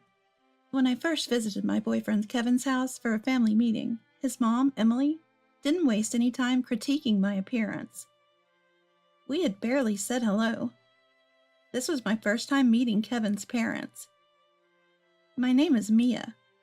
Though we'd only been dating for 6 months, Kevin, who's 33, is 2 years older than me. I'm 31. So we're both at an age where marriage wouldn't be out of the question. I had naturally begun to think about marrying Kevin, and 3 months into our relationship, I introduced him to my mom, but I hadn't met his family yet. That's why I started to worry that maybe he was just toying with me. Kevin graduated from a top-tier university and is a high achiever at work. On the other hand, I'm just your average office worker. Kevin was the one who made the first move. He said he fell for me the moment he saw me during a meeting at my office. He gave me his business card and really went out of his way to win me over. Once we started dating, I found out that Kevin is both thoughtful and kind. But he's not a pushover. He's a genuine sportsman and really good-looking. He has a lot of friends and is quite popular with the ladies. Why hadn't such an awesome guy dated anyone before? He could have easily been married to a beautiful woman by now. Curious, I asked Kevin why that was. Apparently, his overly doting mom was the reason. It seems that Emily, Kevin's mother, has been consistently hostile toward all his previous girlfriends. So Kevin told me, "My mom is just nuts, okay?" And he's been reluctant to introduce me. "I love you, Mia, and I want to marry you right away, but it's obvious she'll oppose it. She might even verbally abuse you to break us up." Is she really that bad? But you shouldn't call your own mom that woman, you know? When I gently cautioned him, Kevin shook his head. "It's not for my sake, but hers. She's not happy unless she's number one. She believes she's always right and that everyone else should just fall in line. I've come to think of her as a different species." I couldn't believe that Kevin could feel so strongly against his mom. Doesn't your dad say anything? In my family, it was just my mom and me. My dad died of an illness when I was young, so I really don't know what it's like to have a dad.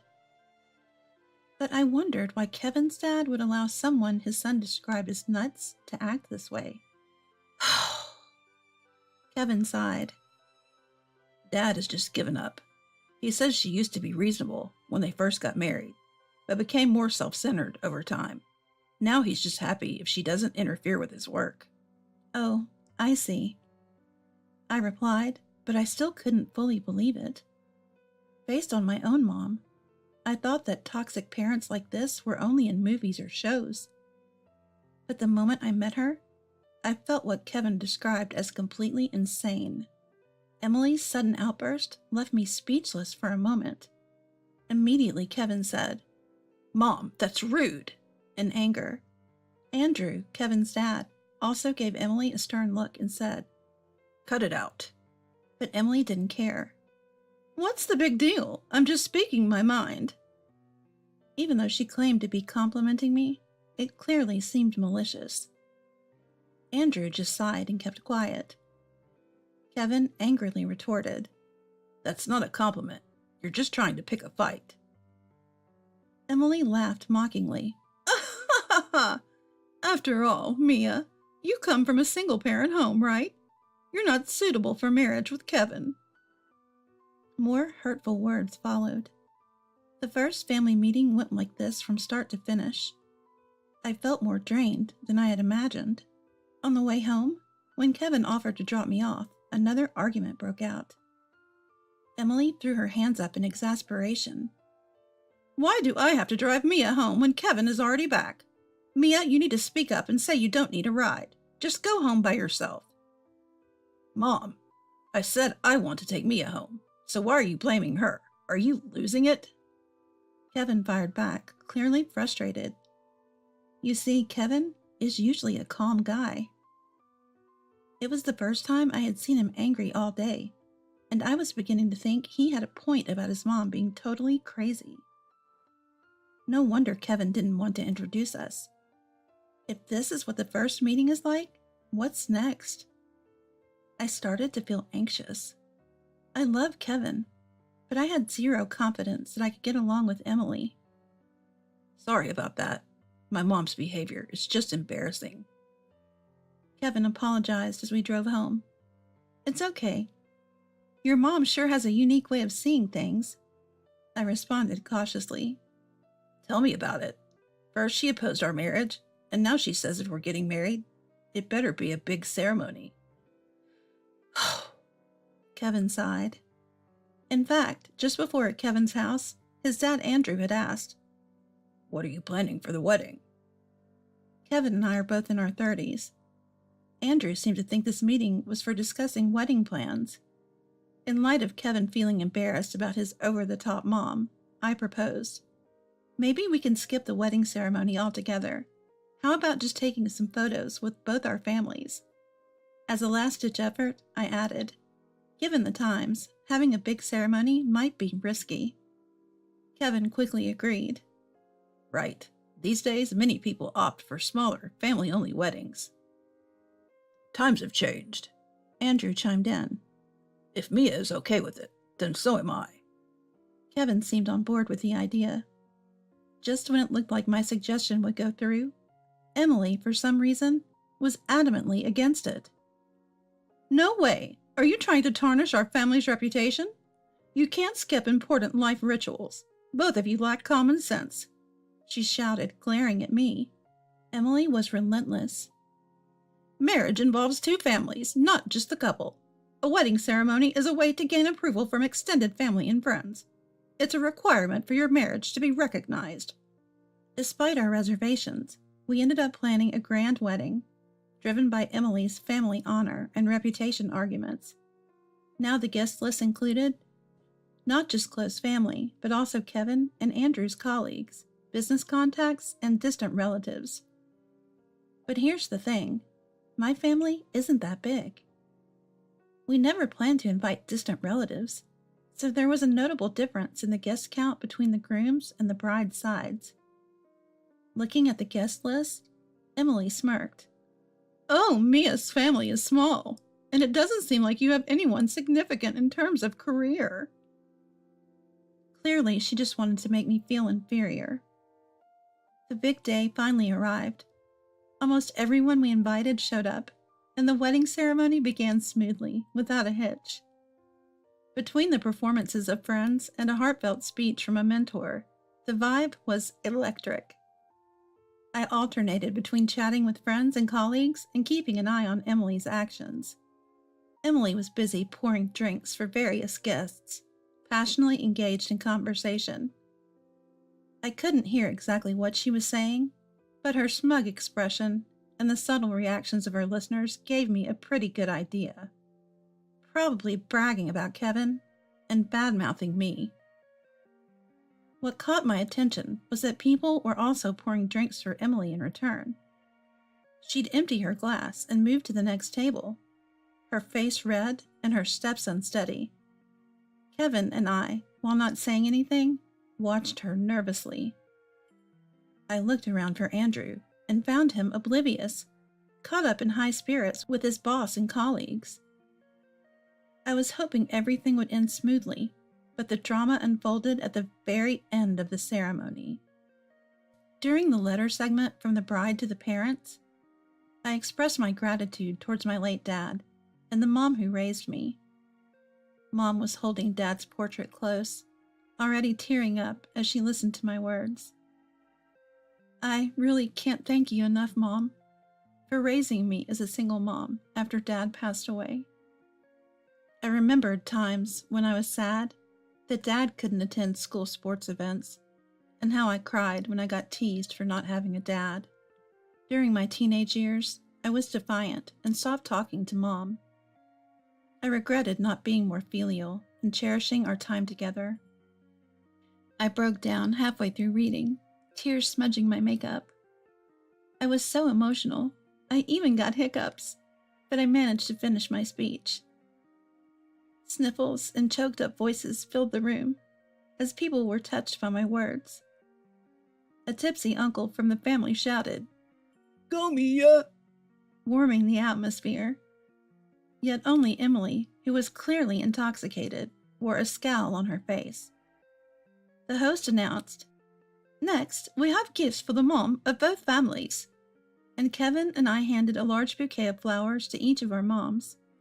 The staff turned the microphone to my mom, who said, "Thank you so much. You've grown into such a wonderful person. I'm so happy." She then thanked everyone in the room. "I appreciate everyone who's been watching over Mia with us and for being here today." Just as the staff directed the mic toward Emily, she snatched it. Everyone was shocked. Emily bluntly said, "Mia's mom spoke nicely, but let's be clear. You didn't raise her alone. You got help from men, didn't you? I'm not thrilled to take in the daughter of such a lowly single mother, but I guess we can reform her." The room went dead silent. Emily, pleased with herself, concluded, "I'm quite forgiving." Even I, Kevin, and Andrew couldn't stop her in time. Kevin was speechless.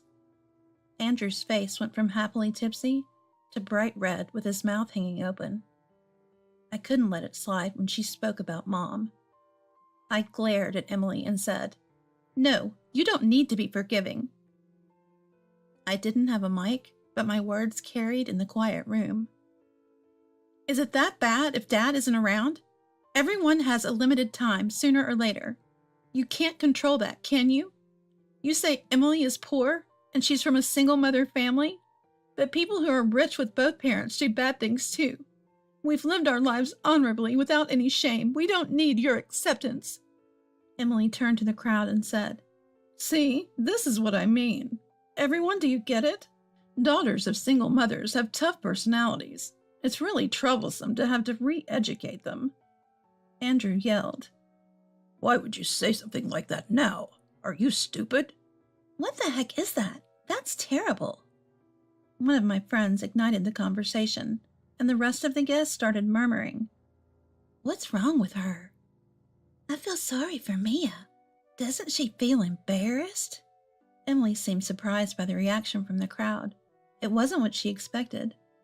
Slowly, her face showed signs of confusion, but even with icy glares from others, Emily didn't back down. "I said it for the sake of our family's honor," Emily insisted. Kevin sharply interjects, "Don't lie about doing it for the family, Mom. You're just looking out for yourself. Neither Dad, Mia, nor I ever cared if Mia had a father or not." Andrew joins in. "Not having a father isn't a child's fault. It's not Mia's fault. Even in normal families with both parents, There are messed up people like you. He glares at Emily. Stunned by the intensity from both Andrew and Kevin, Emily hesitates but tries to justify herself. But surely a daughter without a father can't turn out well. I can't bear to think of sweet Kevin struggling because of it. Andrew loses it. That's it. We're getting a divorce. Are you kidding me? Aren't you embarrassed by how senseless and drunk you are? Our company's CEO and clients are here. Even Kevin's boss. Are you trying to ruin our careers? Emily is blindsided by Andrew's call for a divorce. Sorry, so sorry. She immediately apologizes deeply. I'll get along with Mia and her mom from now on. Andrew, please no divorce. Mia, say something. I reject her. No way. You've looked down on not just me, but also my mom. Why would we suddenly support you now? Kevin adds coldly. Exactly. There's no going back after causing such a scene. What's lost is lost. My mom, who has been watching all along, sighs. She tenderly touches a picture of my late dad on the table. My husband would have wanted to be here. He would have hated to hear Mia called a child without a father. He'd want to be at his beautiful daughter's wedding, wouldn't he? Family isn't a given. It's a blessing. Kevin's mom? You've destroyed that yourself. I hug my mom, and Kevin stands beside me. Facing the crowd, Kevin declares, It's clear who's the more respectable mom. My family is Mia, and the woman who raised her to be who she is. He looks at Emily. Mom, thanks for raising me, but don't disappoint me anymore. Emily is stunned, frozen in place. Applause and warm cheers fill the room. Don't let a toxic parent bring you down. From the crowd's reaction, Emily seems to realize she's beyond redemption. When you act like a decent human being, you don't ruin your son's wedding, Emily, I said softly. Unable to hold back any longer, Emily burst into loud sobs.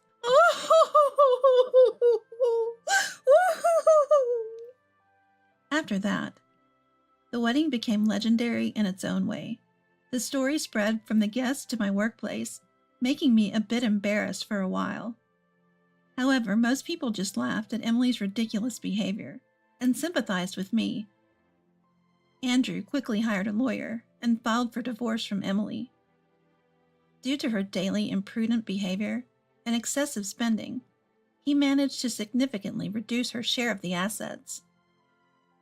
Emily was kicked out of the house and appears to be living a miserable life in an old apartment.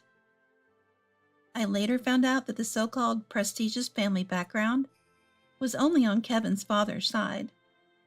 Emily was actually from an ordinary middle-class family. She was just exploiting other people's success and power. She even had to pay us in full for the damages and emotional stress she caused at the wedding.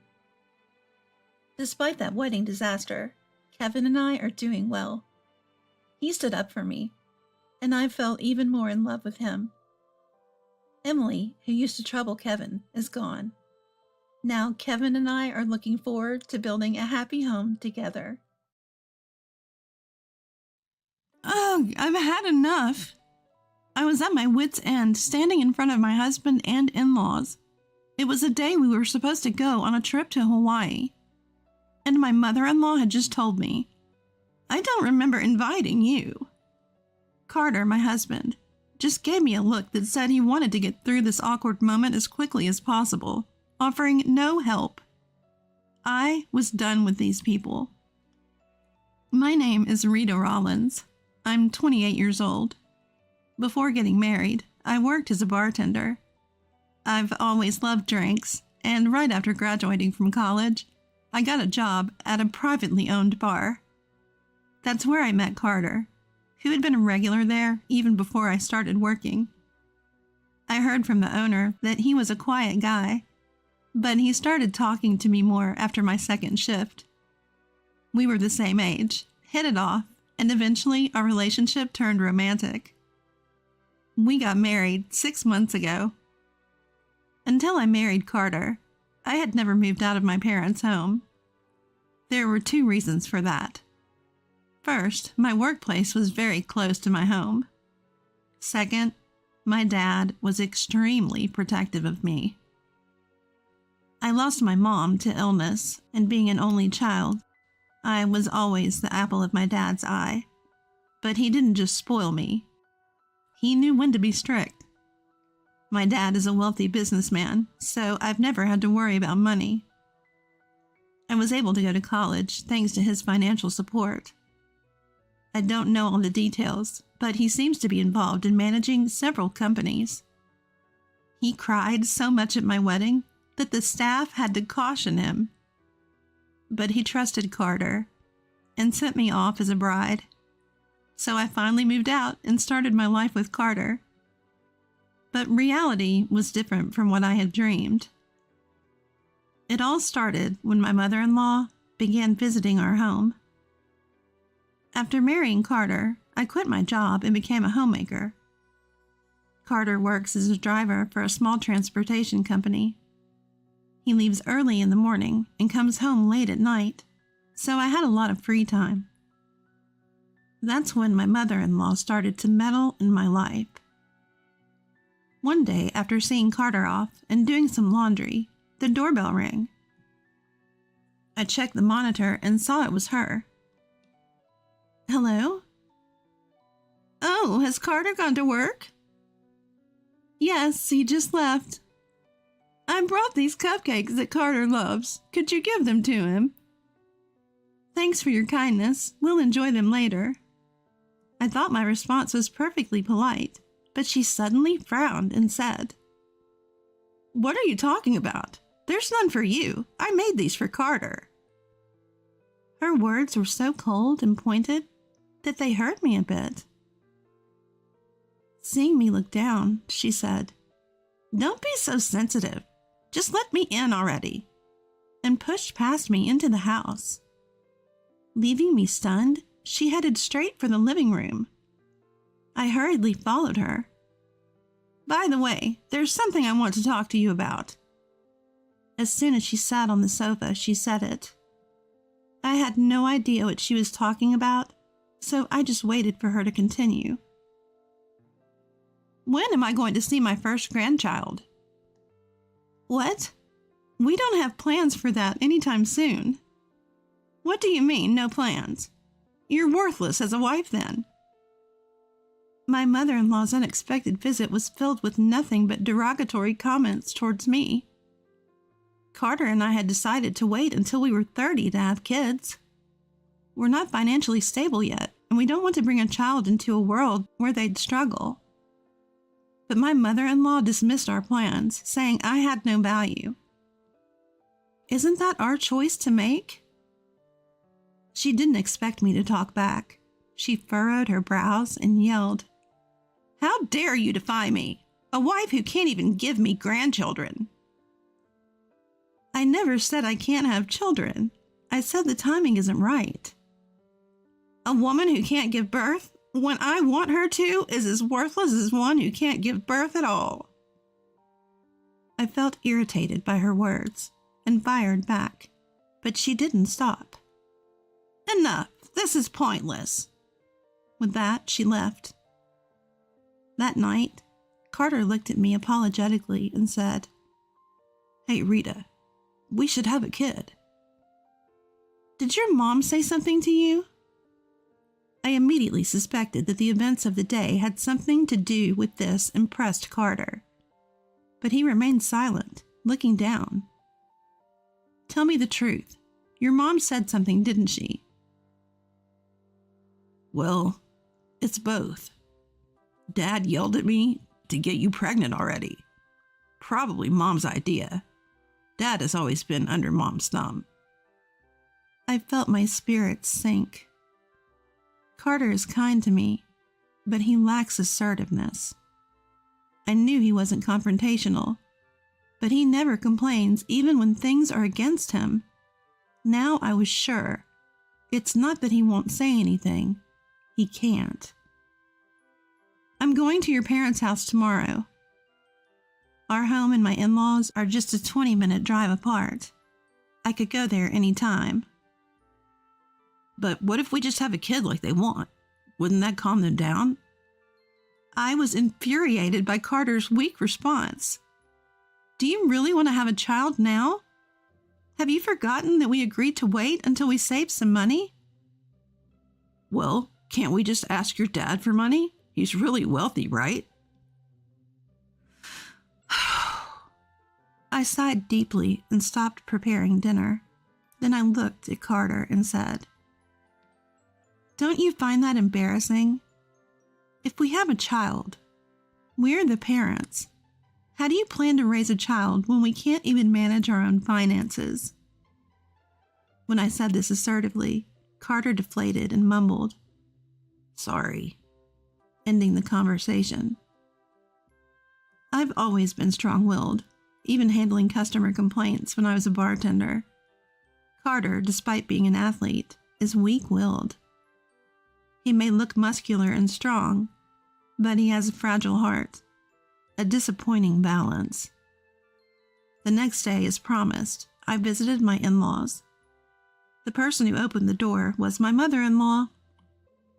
"Oh, what brings you here all of a sudden? It's rare for you to visit. Come in." She treated me with unexpected courtesy. Walking into the living room, I saw my father-in-law scrutinizing a pile of brochures on the table. "Mother-in-law, about yesterday. It's about having kids." I'd like to get straight to the point, so I tried to steer the conversation that way. But father-in-law interrupted me. "Rita, if we go on vacation for Christmas, would you prefer Hawaii or Florida?" I was speechless, not understanding the sudden change in topic. Father-in-law's tone hardened. "Can't you even answer a simple question?" "My dear, it's okay. Rita is a worthless person after all." Father-in-law yelled, and mother-in-law made a condescending comment. I felt my anger rising. But I decided to hold back, not wanting to stoop to their level. I'd choose Hawaii. Crossing the ocean makes it feel more like a vacation. "All right, let's go with Hawaii then." By the way, why Hawaii? "We got a bonus, and we want to go to a seaside destination with Carter." I couldn't reconcile this with father-in-law, with the man who had been pressuring me to have children through Carter. I had assumed it would be a trip for just mother-in-law and father-in-law, but apparently I was wrong. But I would realize my mistake much later. Father-in-law seemed in high spirits now that the vacation spot was decided. I lost the urge to bring up yesterday's issues and ruin his mood, so I decided to leave quietly. But mother-in-law stopped me. "What is it?" "I thought you should have this." She handed me a folded letter-sized paper. When I opened it, it was filled with names. Frederick, Dylan, Jerry, Oliver, what is this? "It's a list of names for our grandchild. Pick one when the baby is born." "What?" I couldn't help but shout. Yesterday, she was berating me for not having kids, and today she's handing me a list of names for a child we haven't even planned yet? And upon closer inspection, there were no names that seemed suitable for a girl. Do you plan to give me a list for girls too?" Mother-in-law looked at me as if I was absurd. "What are you talking about? We only want a boy. We can't let the Rollins lineage die out. That list is based on the assumption you'll have a boy." I couldn't believe what I was hearing. What could I possibly say to that? Her way of thinking was so outlandish that I started to question my own sanity. For the first time in my life, I had met someone with such a different sense of common decency. Look, I have many questions, but let's stick to one due to time constraints. What if a girl is born? My voice trembled slightly with suppressed anger. I felt like lunging at mother-in-law right then and there. That's simple. We just won't acknowledge her as our grandchild. If a girl is born, still name her from this list. If you don't like that, then do your best to have a boy. Mother-in-law said this with a mocking smile. Meanwhile, father-in-law was engrossed in online shopping, probably looking for things to take to Hawaii. I caught a glimpse of swimsuit images on his screen. Suddenly, I felt a headache coming on and left my in-laws' house. When I got home, I told Carter about today's events. He just hummed. Not offering much in response. Shouldn't we focus on preparing for Hawaii first? When did they say we were going? You know, I started to speak but stopped myself. Arguing now wouldn't solve anything with Carter. It made more sense to prepare for the upcoming trip. We were leaving this weekend. During the Christmas break, and Carter also had time off from work. We don't have time to buy new stuff. Come to think of it, we don't even have a suitcase. My dad has some. I'll borrow them tomorrow. My dad loves to travel and has several suitcases. Borrowing a couple wouldn't be a big deal. I contacted him on my phone and arranged to pick them up the next day. On the day of the trip, having successfully borrowed the suitcases, Carter and I headed to the meeting point mentioned in a message from mother-in-law to Carter. When we arrived, my in-laws were already there. Sorry to keep you waiting. I apologized as soon as we got there. But my in-laws looked at me strangely. Honey, did you invite Rita? No. What's going on with the both of you? Like Carter, I was clueless about what was happening. Then mother-in-law said with a feigned, innocent expression, "We don't remember inviting Rita." Time seemed to freeze for Carter and me. What do you mean? You said with Carter, didn't you?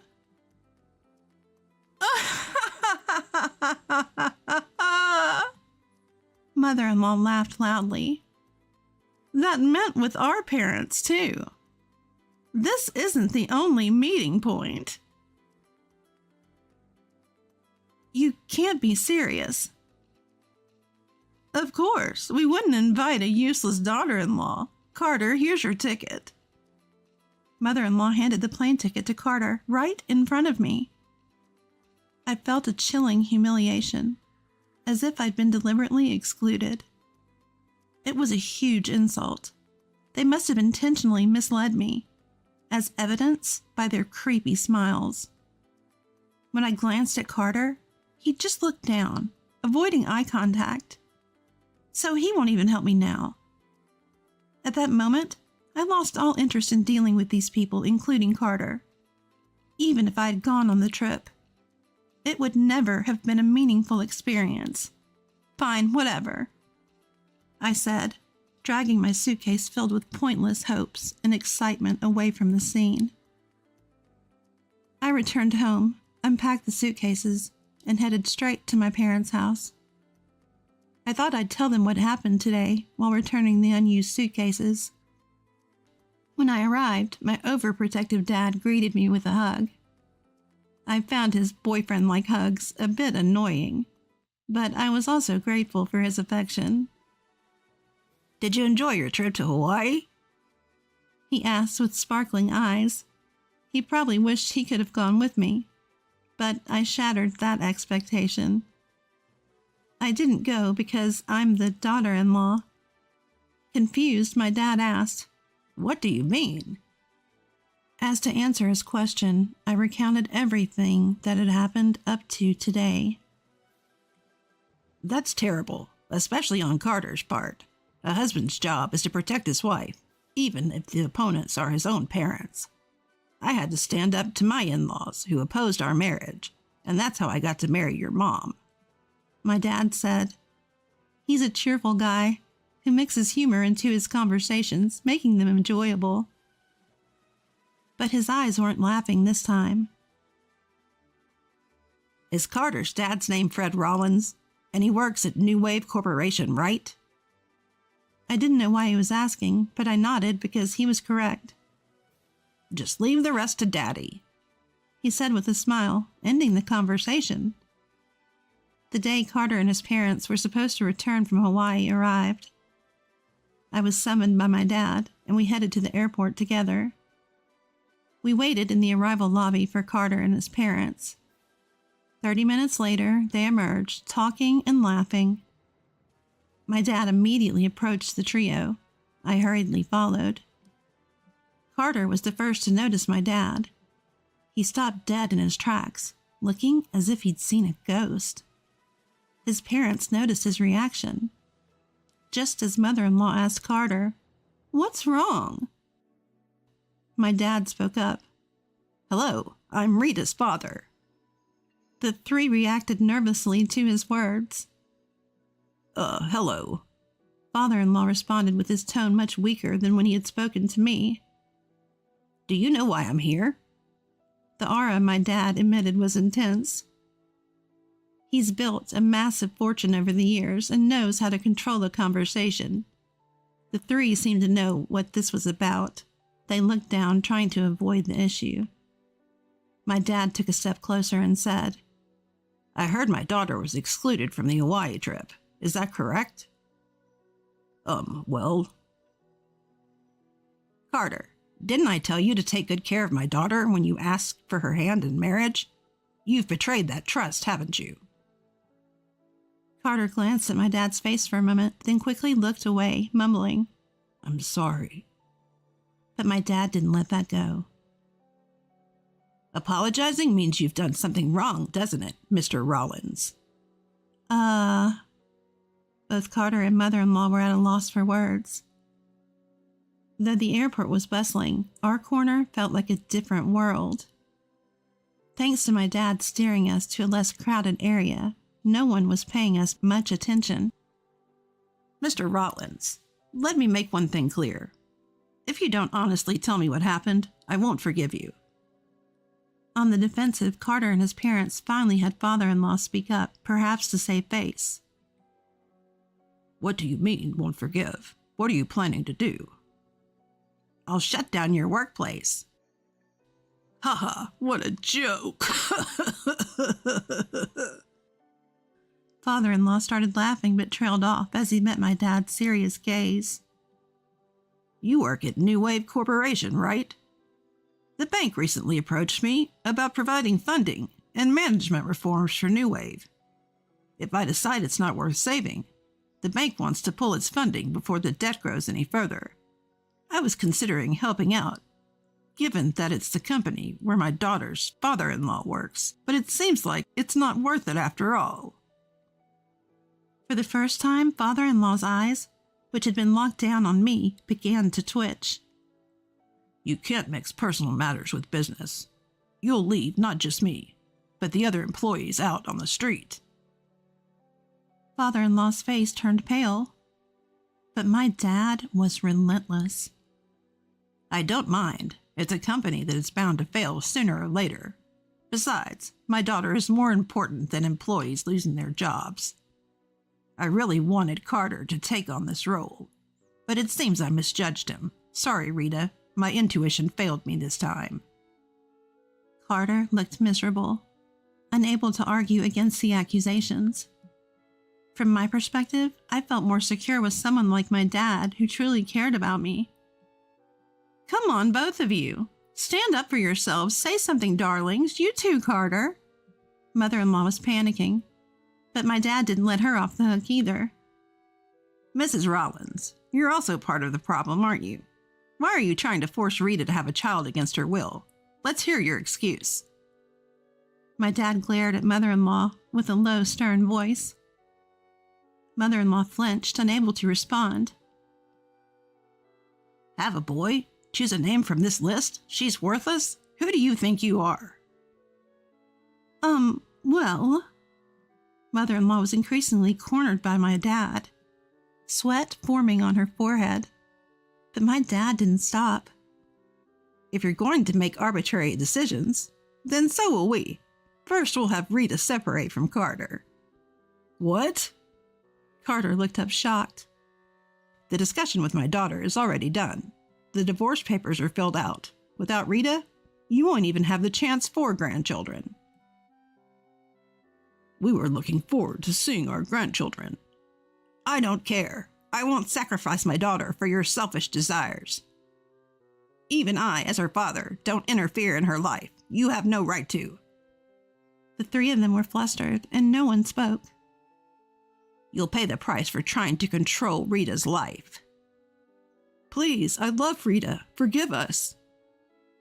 At the very end, Carter pleaded with my dad, but my dad merely glanced at him. That's not for me to decide. When my dad's gaze turned to me, I clearly said, "Please don't include me in your lives anymore. Goodbye," rejecting Carter's plea. Carter groaned, "Oh," and mother-in-law started to cry, possibly out of shock. Father-in-law just stood there stunned. A week later, the divorce was finalized through a lawyer.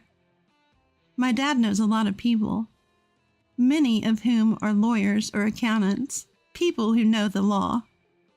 Thanks to one of my dad's contacts handling the divorce, I was able to receive compensation for the harassment I endured from my in-laws. My dad then told the bank that father-in-law's company wasn't worth saving. Heeding my dad's advice, the bank abandoned New Wave Corporation, which went bankrupt a month later. My dad also took action against Carter. He asked a police officer he knew to investigate my husband's company on some pretext. Turns out, small companies often engage in illegal activities, and the CEO was caught evading taxes. That company also went bankrupt due to the CEO's arrest. Mother-in-law was a homemaker, so my dad didn't do anything to her, but she's probably panicking since her husband and son both lost their jobs. I can picture her frantic state.